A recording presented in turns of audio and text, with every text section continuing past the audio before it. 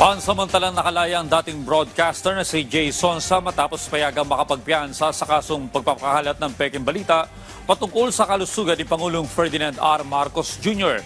Samantala, isa-isa namang kinontra ng National Bureau of Investigation ang umano'y maling mga impormasyon mula sa kampo ni Sonsa.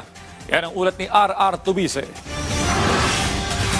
Nilinaw ni NBI Director Attorney Melvin Matibag na hindi siya ang nagsampa ng kaso laban sa dating broadcaster na si Jay Sonsa kaugnay ng pagpapakalat ng maling impormasyon tungkol sa kalusugan ni Pangulong Ferdinand R. Marcos Jr. Ayon kay Matibag, Enero pa na isampa ang mga reklamo bago pa siya maupo bilang NBI Director noong Pebrero.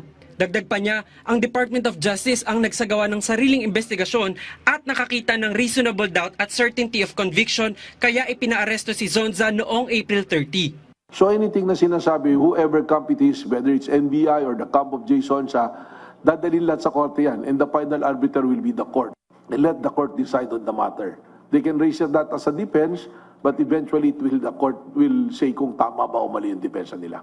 Binigyang din ni Matibag na ito ay isang kasong kriminal at hindi na kailangan na ang Pangulo pa ang magsampa ng kaso. Sino nag-case build up, sino nagbuo ng kaso, it is the NBI. So the NBI can file a case based on the case build-up na ginagawa at nagawa ng NBI. Those things that being addressed by the lawyer of Jay Sonsa should be addressed properly to the court.